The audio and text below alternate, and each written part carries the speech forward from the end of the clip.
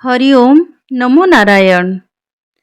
मन पर विजय प्राप्त करने की 10 महत्वपूर्ण विधियां। सद्गुरुदेव श्री स्वामी शिवानंद जी महाराज। मन वासनाओं, संकल्पों एवं कल्पनाओं की एक गठरी है। ये राग द्वेष से भरा होता है। इसका पूर्णतया नाश ही मनोनाश कहलाता है। कुछ अवधि के लिए मन का लक्ष्य में समाहित होना, लीन होना मनोलय कहलाता है, परंतु इससे मोक्ष प्राप्त नहीं होता है। मन पुनः क्रियाशील होकर इंद्रिय पदार्थों में भटकने लगता है। केवल मनोनाश से मोक्ष प्राप्त होता है।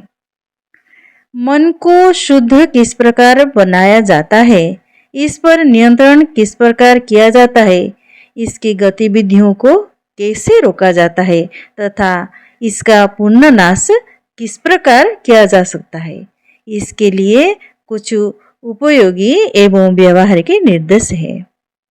पहला निर्देश है विचार द्वारा।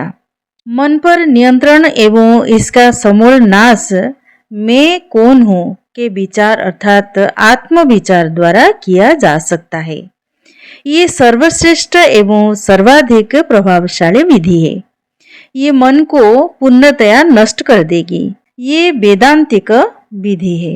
गहन आत्मचिंतन द्वारा मन के मिथ्यात्व का अनुभव करें। दूसरा, अहंकार नाश द्वारा। अहंकार भाव का नाश करें।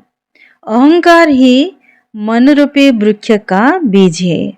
मैं का विचार ही अन्य सभी विचारों का मूल है। सभी विचार इसे क्षुद्र मैं पर ही केंद्रित होते हैं। ये मैं क्या है, इसे जानने का प्रयास करें। यह क्षुद्र मैं स्वयं ही अदृश्य लुप्त हो जाएगी। अनंत असीम मैं अर्थात परम ब्रह्म में लीन हो जाएगी, जो इसी क्षुद्र में अर्थात अहंकार का स्रोत है। अहंकार रूपी मेघ के हटने से आत्मज्ञान रूपी सूर्य पूर्णतया उद्भासित होता है। तृतीय, वैराग्य द्वारा। मन के नाश हेतु वैराग्य एक अन्य साधन है। ये विषय भोग परायण जीवन के दोषों को जानकर विषय भोगों के प्रति अरुचि का भाव है। विषय पदार्थ नाशवान है। विषय सुख क्षणिक, अस्थायी एवं भ्रामक है। चतुर्थ, अभ्यास द्वारा।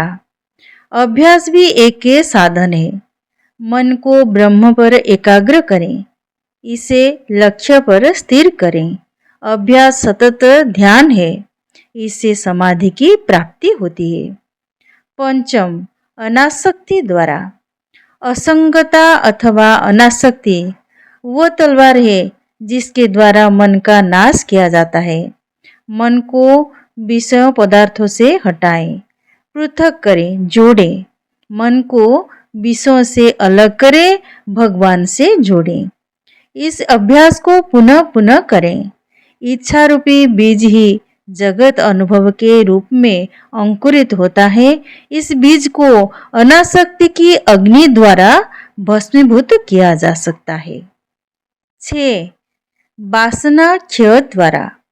वासना क्षय एक अन्य विधि है। वासना इच्छा है। इच्छाओं वासनाओं का नाश वासना क्षय है। वासना क्षय से मनोनाश हो जाएगा। भोग पदार्थों की इच्छा बंधन है। इस इच्छा का त्याग मोक्ष है। इच्छा मन का मूल स्वभाव है। 7. प्राणायाम द्वारा। प्राणों का स्पंदन मन को क्रियाशील करता है। ये मन को जीवन देता है।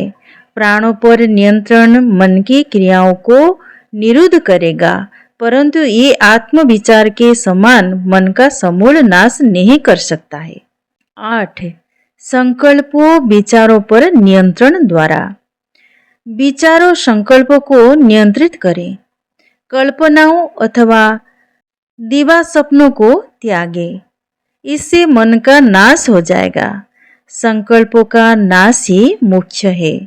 कल्पना के अभाव में मन स्वतः ही नष्ट हो जाता है। आपकी कल्पना के कारण ही जगत रूपी भ्रम का अनुभव होता है। कल्पना के पूर्णतः नाश से जगत अदृश्य हो जाएगा। 9. त्याग, समत्व एवं संतुलन द्वारा वस्तु पदार्थों का मानसिक त्याग एक अन्य विधि है। यदि आप विचार शून्य समाधि अवस्था में स्थित रहना सीख लेते हैं तो आप परम तत्व का साक्षात्कार कर सकते हैं। समत्व एक अन्य विधि है। सुख, दुख, गर्मी, सर्दी आदि में मन को संतुलित रखें। 10.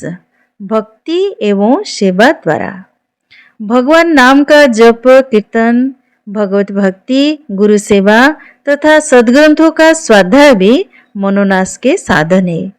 केवल वही मनुष्य शाश्वत शांति एवं आनंद प्राप्त करता है जो मन के परे चला गया है तथा अपने सच्चिदानंद आत्म स्वरूप में संस्थित हो गया है।